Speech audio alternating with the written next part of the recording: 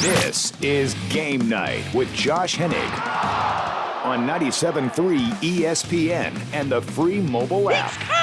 Now, live from the Matt Black Kia Studios. Oh, what an attack! What a move! Here's Josh Hennig. Welcome into a Monday edition of Game Night on 97.3 ESPN. We have a lot of football to get into. Of course, the PlaySugarHouse.com text board is open for you at 609-403-0973. We'll go around the entire NFL coming up at 6:20. Andy McNamara from Sportsnet will join us. He usually joins us on Thursdays, but this Thursday is Thanksgiving, and guess what? We got football to watch on Thursday, so that means he's got to talk today about football. We got a lot to get into throughout the show. Of course, Eagles lose to the Browns. Accountability time for Josh's picks from a Football Friday, and much, much more here on Game Night on 97.3 ESPN.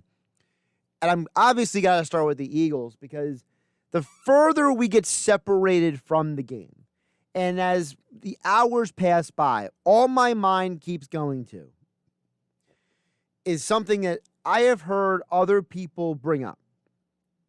And I can't credit any individual person because I've heard multiple people bring this point up. There's something to be said for the fact that the definition of insanity is doing the same thing over and over again and expecting a different result. The fact that Doug Pederson and Carson Wentz at no point in time believe that what they're doing is not working, that they're not willing to readily admit that they are part of the problem, is a huge issue. Now, you may say, well, we've heard Carson Wentz say, I got to do better. Well, we've heard Doug Pederson say, I need to do something differently. But see, the difference between them and, let's say, Andy Reid or a Bill Belichick or the other best coaches in the league and best players in the league, is there's a point in time where we always get tired of Andy Reid saying it. But at least Andy Reid was taking the bullets and saying, look, I got to do a better job. I did bad. I did this. Okay. We know. But why haven't we heard the same from Doug and Carson? Because I think deep down, both of them don't want to admit about the elephant in the room. The elephant in the room is that while the whole team played bad yesterday, I mean, yeah, you had 4 false, offside encroachments on the defense. You had all the offensive linemen cycling in. I mean, Jason Peters and Lane Johnson, before they left the game, both played like garbage at times. I mean, remember Adrian Claiborne was the guy who was infamous or famous, depending on who you ask, for taking out the Cowboys offensive line a couple of years ago with the Falcons when they lost Tyron Smith. Well, guess what? He's back haunting another NFC East team, and it's the Eagles. So while we can find who is to blame, at some point I got to wonder, do Doug and Carson realize how much of part of the problem they individually are? Because I don't think they get it. I don't think Carson and Doug are readily willing to admit how much of a part of the problem they are. Because when Doug gets asked questions, like we hear the Doug Pederson press conference every day on the Sports Bash at 2:30 right here on 97.3 ESPN. And Doug gets asked a question. Doug, what about rolling out Carson Wentz? Yeah, I got to do a better job at that. Doug, what about the role of Jalen Hurts? Yeah, I probably should get him more playing time. Hey, Doug, what do you think about this? Well, that's a good idea. We'll look into that. It's almost like Doug is so intent on making his specific game plan work, and that Carson is so intent on playing the game the way he wants to play it. It's like they totally are trying to ignore the reality that both of them are completely and utterly guilty of putting this team in this situation. Now, I don't know if there's something going on behind the scenes that we don't know about. I don't know if there's a conversation between Wentz and Doug that's not being had or has been had. I don't know if there's something about how the game plan is being put together. there's obviously a lack of information because of COVID-19, because there's no reporters basically allowed in the building during the week. In the past, when we've had football at 4, we've had an Eagles reporter on. In the past, we've had Mosher and Kaplan and others on. When Mike Gill has them on a football at 4, and he says, and what is part of the conversation with Scott Grayson as well, because Scott Grayson traveled the team all over the place. We used to always hear, well, when I was in the locker room, or, well, when I was at Doug's press conference, or when I was in the building, or when I talked to this person at their locker, you hear none of that anymore. There's so much of this situation that we don't know about because there's nobody in the building. So based on that lack of information, I am going to assume that there's something going on here between Doug and the offense and the game planning and everything during the week that we just don't know about. Because in the past, when Scott Grayson comes on for Grayson's Grades, he would say, well, I spoke to Zach Ertz after the game. I spoke to Malcolm Jenkins after the game. When you would have, for example, Adam Kaplan on or Jeff Mosher on, they would say, well, we were at Eagles practice and we saw this, or we heard a player say that, or we were at a player's locker and he disclosed this information. We're getting none of that today. So there's a part of me that says, I just don't know the full reason why we are where we are with the Eagles. But I do know this. Despite the lack of information I have, I do know for sure that Doug Pederson and Carson Wentz are the two most to blame right now for the Eagles' predicament. And Doug admitted himself. He said, look, the quarterback and the head coach are tied at the hip, and they're number one talked about item here in the city. Well, Doug, if you know that, you should know why everybody's angry at you. We got a avalanche of anytime hotline calls last night into this morning that the guys haven't even fully split the iceberg on. They got way more of those to play tomorrow on the Sports Bash. You don't want to miss out on that. We've gotten texts all day long. And please keep texting. 609-403-0973. What do you think about the Eagles after their loss to the Browns? But it's like Doug and Carson are oblivious to the perception of them. I always say here on Game Night, perception is reality. And I bring it up multiple times because at some point, in some reality, in some stratosphere, Doug and Carson have to wake up. There is no reason Carson should have thrown that first interception. There is no good reason. There's no rational thought. There is no objective purpose for throwing that floater that got intercepted by Mr. Taki of the Browns and returned for a touchdown. The Eagles' defense allowed 13 points yesterday.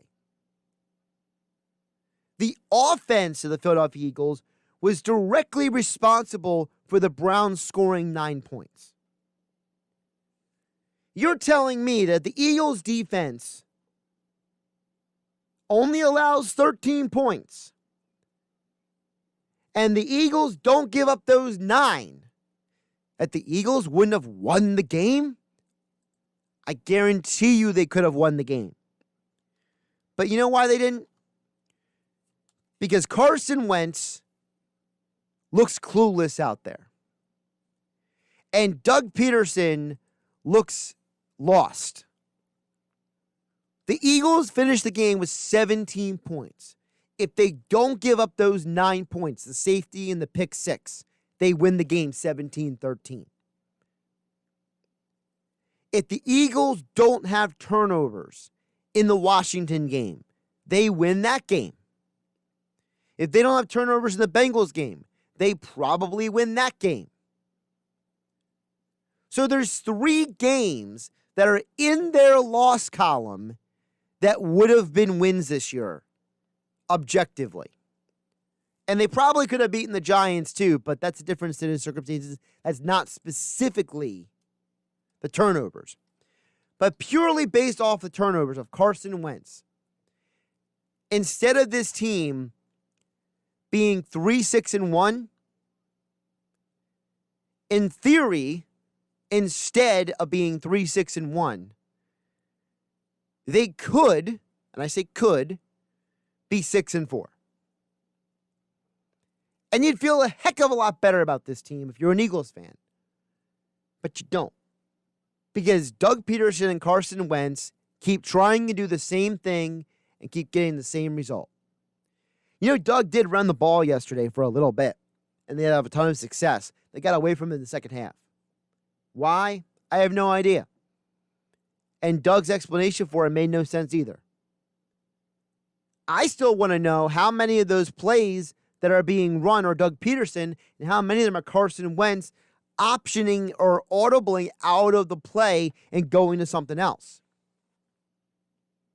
It's a complete embarrassment that Doug Pederson and Carson Wentz haven't made any more significant changes.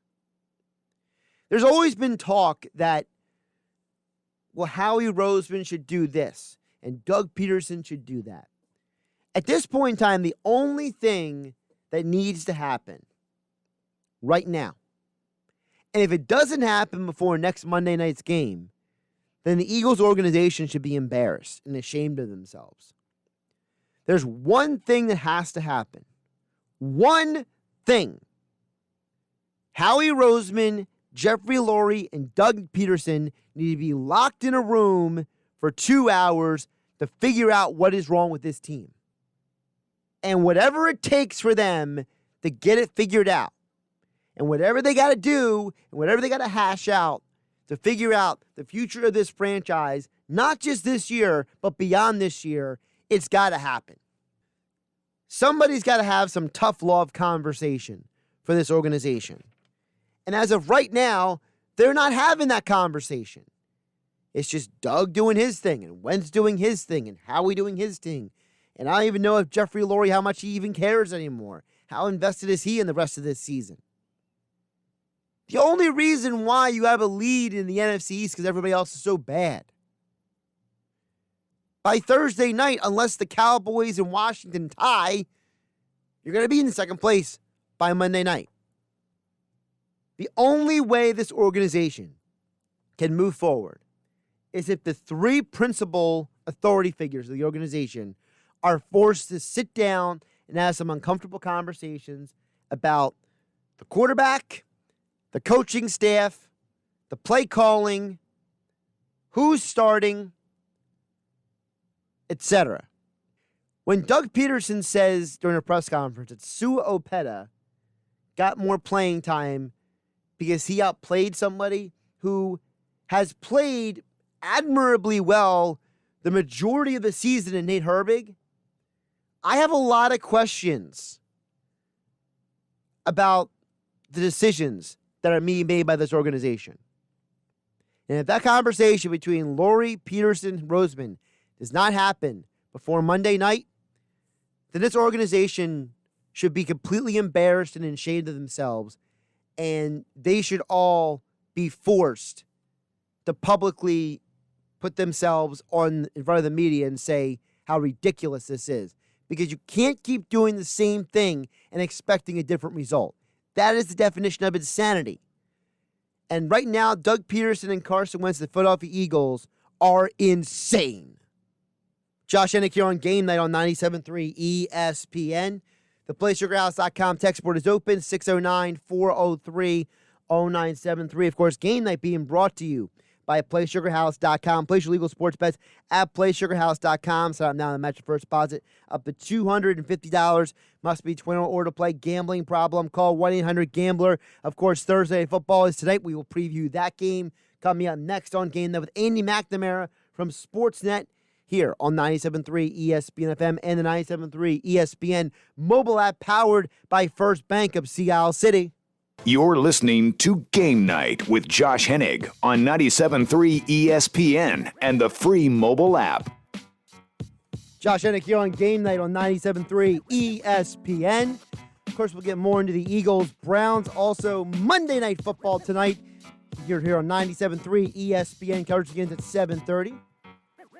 Tom Brady versus the Rams. Bucs-Rams there on 97.3 ESPN. Of course, we'll look ahead a little bit also to Thursday Night Football because joining us now on the Boardwalk on the Hotline, Andy McNamara from Sportsnet joins us to get into a lot of NFL and just a little bit of time to do it. Andy, how you doing today? I'm doing good, Josh. How are you, my friend? Doing pretty good. Well, at least I'm doing good. I can't speak for anybody else. But so I would be remiss if I didn't start where the majority of our day here on 97.3 ESPN has been, which is, and I know you were an invested viewer of that game yesterday between the Browns and the Eagles. So a lot of people keep asking a lot of questions. What is wrong with the Eagles? Some people are saying, oh, it's Doug's play call. Some people are saying it's Wentz's decision-making. I say both are at fault. But from your eyes, what do you think the problem is with the Eagles if you had to zero in on one thing? First of all, I am so shocked at the decline in play of Carson Wentz. Like I just couldn't believe what I was seeing, considering with how good he was right off the bat as a rookie. And I think what might have happened, and it's going to be a case where Doug Pederson is going to have to sort this out. He brought in a lot of new voices this offseason, right? There's new advisors, new coach this, new coach that. And I almost wonder if there was too many voices, too many people maybe telling Carson Wentz what to do, advisors, whatever. But he's holding on to the ball too long. His decision-making is off. It has to be a combo of things. And ultimately, it's going to be on both the head coach and the quarterback to figure this out, because Pederson's got to figure out, okay, if Wentz is doing this, I have to try to adjust for him to do that. And Wentz has to get it done. It's just you saw flash, like you can still see those flashes of him making a great pass here and there, but just the decision-making, the hesitation, I don't know why. And this is without Myles Garrett for the Browns. Like if Garrett was in there, he would have had 5 sacks on his own. Like it was really bizarre to see. I just, for Philadelphia's sake, for the Browns don't have to see them for, I think, another 4 years. So I'll be rooting for you guys going forward to hope that you figure it out. Now, you mentioned about Wentz regressing. You know, statistically, since Baker Mayfield started playing for the Browns, they had almost identical stats across the board, wins and losses, completion percentage. But yesterday, I saw Baker do something that Carson Wentz was completely unable to do yesterday. Baker said, what do I need to do for my team to win? Yep. And I'm just going to keep doing it, which is apparently roll to his left away from the defense and throw it to an open guy. and Carson Wentz, what does he do? He throws the interception that should have never been thrown to Taki. That's right. And by the way, that's the first play of note that Taki has made in 2 years as a pro. I had to look at the number. I'm like, who's that? I'm like, oh, there he is. Okay. Yeah, that's a great point too. And I don't necessarily think it's coming from like a selfish place of Carson Wentz, but trying to maybe do a little bit of hero ball, do a little bit too much. You're right. Baker Mayfield, for as cocky and as arrogant as people thought he was coming out of the draft, he has taken on the full team concept. Hey, he hasn't thrown a touchdown in 3 weeks. Also hasn't thrown an interception. Now, all 3 games were in Cleveland in torrential downpours and windstorms, by the way. But when you look at what he's fine. He's just as happy if Nick Chubb and Kareem Hunt each go for 100 yards and he just doesn't turn the ball over. The difference is what I found was, now on 2 plays, there should have been a touchdown pass. Pass was too low to Harrison Bryant and too high to Austin Hooper in the end zone. That's on Baker. But for the most part, in those last 3 games of the bad weather, it was handoff, and you look at the stats and it doesn't wow you at all. But when a key 3rd down conversion, when you needed to move the chains, Baker made that pass every time. And that's what I think good quarterbacks who could become great do. You make the play when you need it, and you're clutch when your team needs you, and you let the rest play out. I think that's what we're seeing. Before we move on, do you bench Carson Wentz or no? Boy, you know what? I think it's probably in their best interest to, you're still in first, see if you can work this thing out on the go. Now, I don't know the confidence they have in Jalen Hurts. I loved Jalen Hurts as a riser coming out of the draft. I think the quarterback, and we've talked about it on the show, I think the quarterback you guys have he's being labeled as a gimmick guy. I don't think that's doing his skill set full justice at all. I saw a guy who developed over the last year in college, somebody who was making pro-level throws, who was reading through progressions, and who could make professional passes. And I hope he is being developed as such and not just a gimmick run-first guy, because I think that's a disservice. And if you do develop that guy and he gets in, it's a case where Jalen Hurts might not let Carson Wentz get his job back. But I don't know how that development has been going.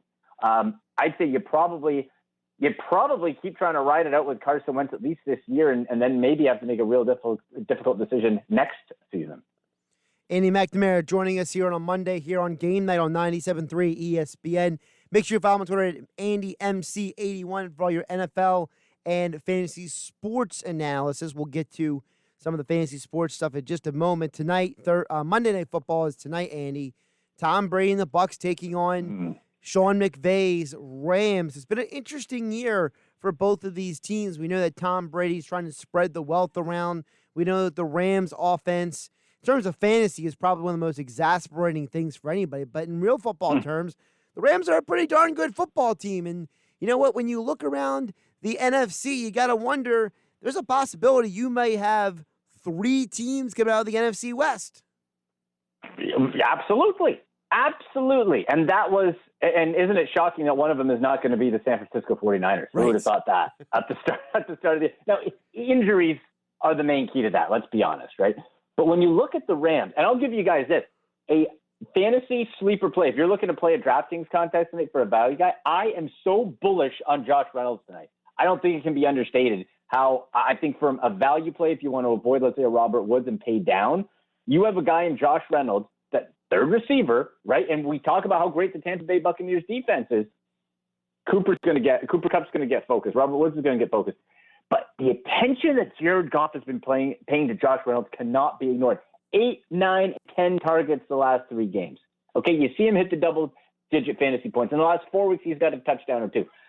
It's something where you want to track in PPR formats, and that's what you get in DraftKings there. So I think they have enough weapons to spread around. The running game is still very uninspiring. Like, you have Darrell Henderson, who's still leading the pack. Cam Akers is expected to he get more touches. Like, there's just so many ifs. Like, that's not a very exciting spot for the team. I think you're right. It's more functional for real life football than not.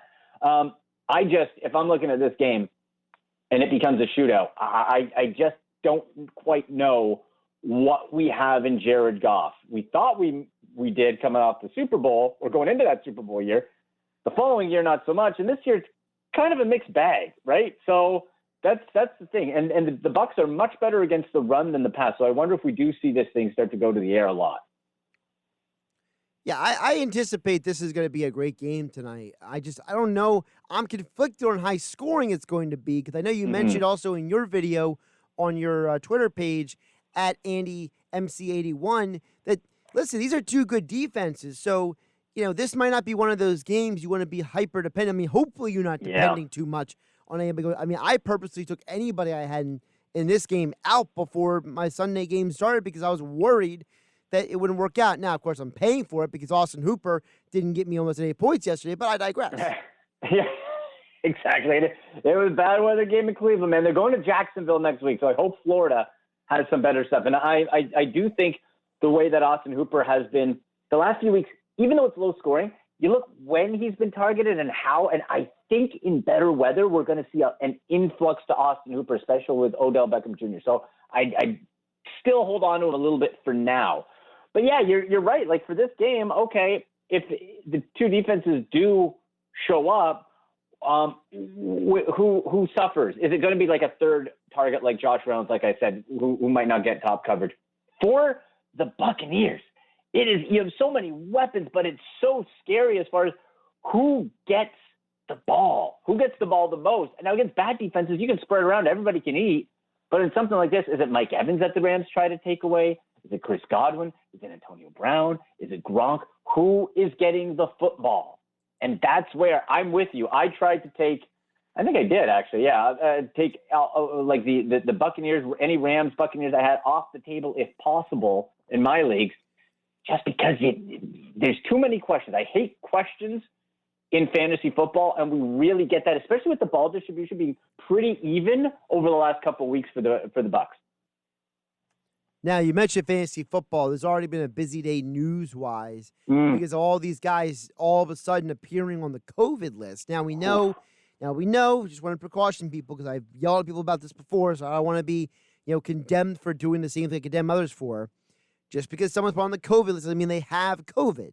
And right. Just because they tested positive once doesn't mean they might test negative again, like Kendrick Bourne was freaking out about a few weeks ago. So, with all that being said, Adam Thielen, Mark Ingram, J.K. Dobbins, these are a bunch of pretty big names for fantasy that are popping on the COVID list.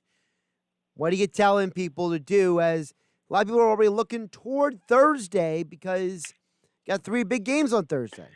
And that's the thing, 3-game slate. Ravens are in that one. Now, my fantasy football waiver wire article, weekly one on Tuesday, is going to come out tomorrow morning on sportsnet.ca, and I'll have the link on Twitter as well, at AndyMC81. I'll tell you right now, my top waiver wire pickup is Gus Edwards. And that's still, we have to think of it this way. It's Gus Edwards because what has been the problem with the Ravens running back situation all year?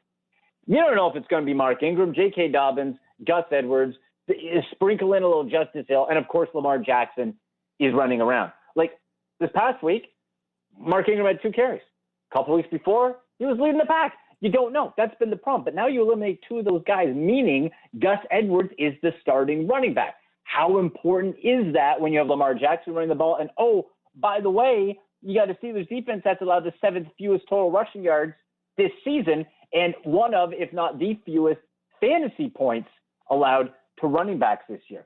So I still think if you grab Gus Edwards, like if you've been holding on to that high waiver wire priority or some fab dollars and you're in the playoff hunt or want to solidify and need a win this week, I wouldn't be too shy on spending it because great running backs this time of year that come on the market, it doesn't happen too often. So I think you can get him in if your expectation is to have him as sort of an RB2, RB3. He's not going to run over the Pittsburgh Steelers. He's just not. So you look at that just based on default, Gus Edwards has got to be, from a positional standpoint, the top ad. Now, we know that in the past, when we mentioned Kendrick Bourne on purpose, I did, because we saw in that game, we were talking about, River Craycroft, we were talking about all kinds of guys. So we don't know the extent of the contact tracing because while Mike Garafolo of NFL Network is reporting that Ingram and Dobbins both tested positive, we don't know the extent of the other contact tracing. So is there any other hidden gems when it comes to the Ravens that people can keep an eye on? Versus the Steelers defense, I would advise against it. Somebody who I think for a weaker opponent who's been catching my eye the last couple of weeks and I've been tracking him is Willie Snead IV. Now, we know that Marquise Brown, Hollywood Brown, was complaining about Lamar Jackson not getting the ball, then deleted the tweet. And Lamar's complaining the offenses are calling him out or defenses and they're figuring them out, et cetera. Now he's crying that the teams don't like them. Okay. But when I look at Willie Snead, I see a guy who is getting some consistent targets. Now, the balls aren't connecting. Is that the fault of the quarterback not being accurate? Probably. But at least there's opportunity. And opportunity in fantasy football equals success eventually. So when I look at a guy like Willie Snead, look since their bye. Okay, so they had the bye week to reassess. I don't think it's an accident. Since the bye, Willie Snead's had 7 targets, 4 targets, 7 and 7. A lot of targets.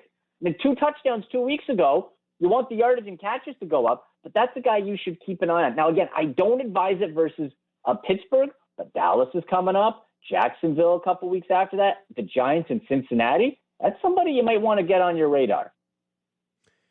Speaking of Thursday night, I know DraftKings got a special deal going on Thursday night. Tell me about it. Oh, yeah, man. Okay, so for the Thanksgiving, you got a $25 million Thanksgiving giveaway for DraftKings. So new and existing customers who enter any paid DFS Thanksgiving NFL contest, they're going to get a free instant reward of a randomized cash bonus between $3 and $1,000 or entry into a $100,000 free contest on Sunday. So you got that for the DraftKings Sportsbook. You can double your money on Thanksgiving when Pittsburgh or Baltimore scores a touchdown. And then you got a whole bunch of other contests coming on there, special for Thanksgiving on the DraftKings slate of contests. So make sure you're checking it out. There's a lot. Hey, you know what? It's Thanksgiving. There's a whole bunch of free contests and money and chances to win some cash. So it's going to make it even more fun. Aside from the Gus Bus, who else do you like on Thursday for fantasy purposes? You know what? I'm really liking. Actually, I should downplay that. I don't really like, but I do like Dalton Schultz with the Cowboys.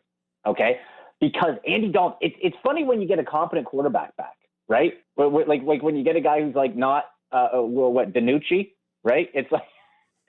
You get Andy Dalton, who's not like Andy Dalton is not gonna wow anybody, of course, right? But he's a professional quarterback. He's won games in the league, and we saw everybody. Good news for Dallas Cowboys fantasy owners across the board. Everybody, the stars kind of came back. The stars started creeping back, and Dalton Schultz was among those guys for the tight end. Especially, we know how thin the tight end position is, right? Right now in Yahoo leagues and ESPN, he's only owned in 21% of leagues. A lot of people dropped him, rightfully so. But you look at what he's been able to do. Got the winning touchdown, his first score since week 4, and has had a healthy target share since the beginning of the month. So I think what you do is you look at the stock rising, you look at the quarterback play coming back, you look at who he looked to in the end zone, it was Schultz, and you're going up against Washington, who's given up the 11th most fantasy points to tight end. So I think if you're in need at tight end, Dalton Schultz is a smart pickup. He's Andy McNamara. Make sure you follow him on Twitter for all your NFL and fantasy sports analysis at AndyMC81. Pleasure to have him on a Monday because Thursday is Thanksgiving, and we're all going to be sitting in front of a TV, hopefully eating food, watching football. And as all guests, Andy appeared on the Boardwalk Honda Hotline. Andy, happy Thanksgiving. I appreciate you jumping on Monday. Oh, Josh, happy Thanksgiving to you, your listeners. Be safe, have fun, and, hey, we got 3 football games, so let's enjoy it.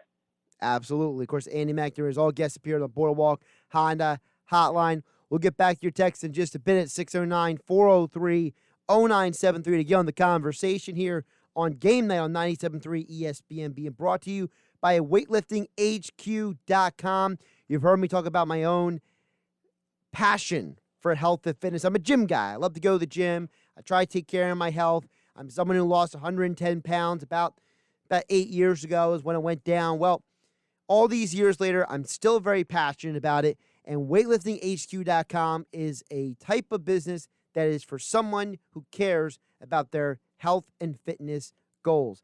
And they're located right here in South Jersey. So when I heard about weightliftinghq.com and what they can do for fellow health and fitness and weightlifting enthusiasts, I was very impressed because weightliftinghq.com operates fully online. And you know, in 2020, that's a big deal. And they cater to weightlifters and fitness enthusiasts interested in working out from home. They offer high-end weightlifting and fitness equipment available to be delivered right to your home.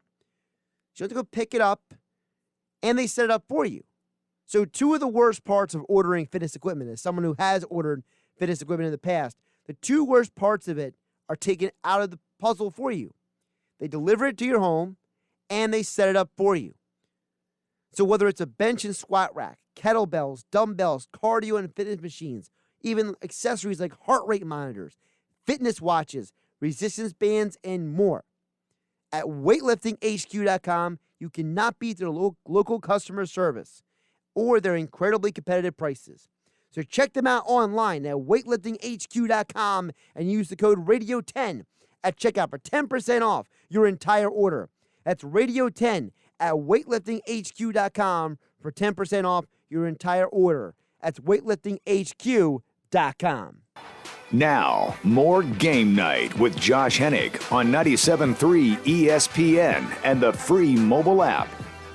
Game Night here on 97.3 ESPN. We'll get to your text in just a moment at 609-403-0973. Plus accountability time coming up for another weekend of Josh's football picks. I want to remind you that Game Night is being brought to you by Delaware Valley Acura Dealers. For greater deals on Acura's award-winning lineup, shop DelValAcuraDealers.com. 609-403-0973 for the PlaySugarHouse.com text board. I got a very interesting text in here that I'm glad this text came in because I believe it's probably the most undiscussed aspect of the Eagles' loss yesterday. So shout out to John D. in Hamilton. John says, Josh, I'm a lifelong Browns fan, and I don't understand why Eagle fans always make everything about them. Yes, it's a bad pass by Wentz. But why isn't it a great interception by Taki? It's the Eagles' offense that was bad, I'm told, but not Vernon dominating the line with 3 sacks and 1 safety. The Cleveland defense played great and held the Eagles to 10 points, but they get no credit. That's John D. in Hamilton. So, John, you bring up a great point. And I'm glad you brought up this point because so many times in sports, and it's not that Eagle fans are making it always about them, okay? Because if your team would have lost this game, you would have been frustrated with your team as well. Like I said earlier, if Carson Wentz doesn't throw that interception and they don't give up that safety, the Eagles might have won the game. And you probably would have been the same person saying, well, if Baker Mayfield would have done this and Kevin Stefanski would have done that, maybe the Browns could have won, right? So there's always an aspect of sports where we always talk about, as a fan, our side of the picture. But, John, you're right, because we do have to give the Browns credit. First of all, we have to give the Browns credit for not getting away from the run game. Just because they got almost no rushing yards in the first half, they stuck with it, and Nick Chubb finished the game with an incredible stat line, despite the fact that he had, like 15, 20 yards rushing in the first half. He still finished with a great game. Yes, we do need to give the Browns credit on defense because their defense practically dominated the Eagles the entire game. Jason Peters is supposed to be a future Hall of Famer. Lane Johnson is supposed to be one of the best right tackles in the league. And both of them got manhandled by Olivier Vernon and Adrian Claiborne. So yes, you're absolutely right. The Cleveland Browns defense finished with 11 hits on the quarterback.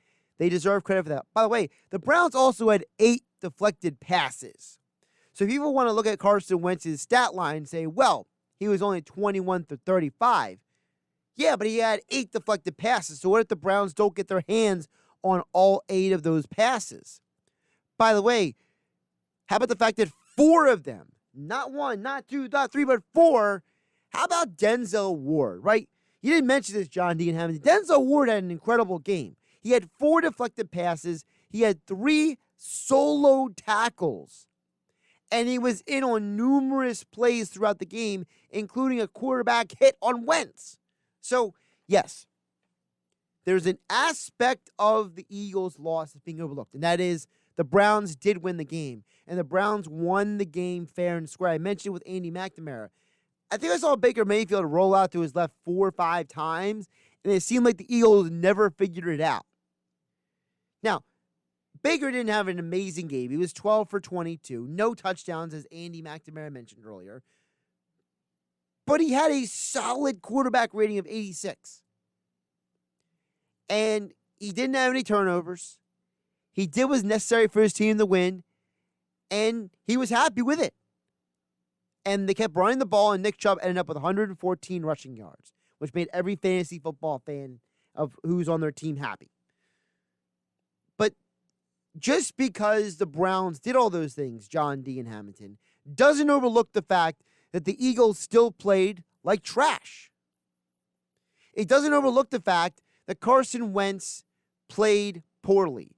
It doesn't overlook the fact that Doug Pederson keeps trying to fit a square peg in a round hole. So at the end of the day, the Eagles still played poorly. And the Eagles didn't execute.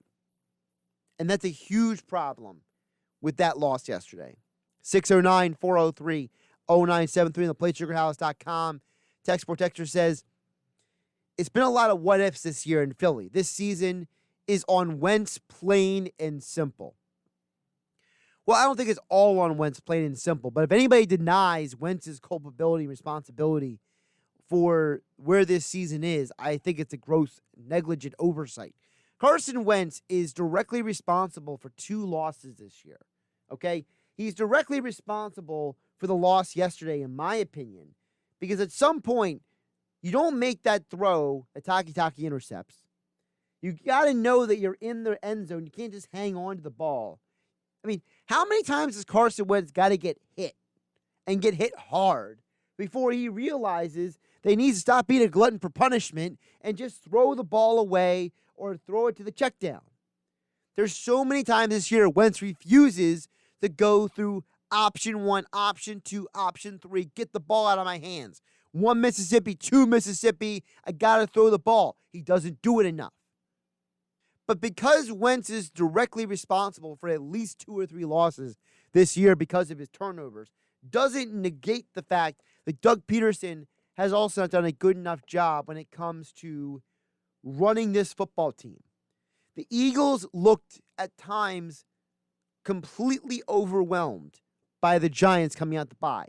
You're supposed to be rested, you're supposed to be refreshed coming out the bye, and they weren't ready in that game. And that's on Doug Pederson. It's on Doug Pederson to stop trying to fit a square peg in a round hole. So at some point, you got to blame Doug Pederson too. It's not just all on Carson Wentz, plain and simple. By the way, Matt from Cape May Courthouse basically chimed in and said what I said. Says that Browns fans must have been pretty lucky when Taki got that pick 6 fluttered up in the air waiting to be taken to the house. You must feel pretty lucky when you know Vernon was crushing a 38-year-old injured offensive lineman that you knew the Eagles coaching staff wasn't going to bench. It's Matt in Cape May Courthouse. Hey, Matt, you got a good point. I can't say you're wrong. Thanks for all the text messages today, 609-403-0973. By the way, Football Friday last week gave some picks out there on the podcast. Of course, you can catch the Game Night podcast on the website every night on 97.3 ESPN. Make sure you hit that subscribe and like button for the podcast over there on YouTube, the Game Night podcast. Because you all, if you missed it, you missed a 4-1 Football Friday. That's right. We are now 50-29 on the year here on Game Night here on 97.3 ESPN. Of course, I'll tell you about what games I won, what games I lost in just a moment. This hour is brought to you by William Hill, America's #1 sportsbook. Get in on the Monday Night Football action and make it even more interesting with a wager. Just download the William Hill mobile app to bet on all the sports you love. New Jersey only, 21 plus. Terms and conditions apply. Gambling problem? Call 1-800-GAMBLER. All right, so how did we do? Let's go with what I got wrong first. LSU showed up. TJ Finley played well. They went to Arkansas in the sloppy weather, and they got the job done. Arkansas was leading the SEC in turnovers. LSU didn't have any turnovers. LSU won the game 27-24. I had Arkansas outright winner in that game. But we did cover on the other games. We hit the over on the Appalachian State, Coastal Carolina. That might have been the game of the day. That game was incredible to watch. That was one of the best games, that and the Indiana-Ohio State game. The Pac-12 double dip, we hit on both of them. We hit the over on the 64 in UCLA and Oregon, and we get Oregon State covering the 2.5 versus Cal. And then the nightcap, Liberty, they lost by 1 point, but they covered the 3.5 point spread. I'm Josh Hennig. This is Game Night. I'll catch you tomorrow.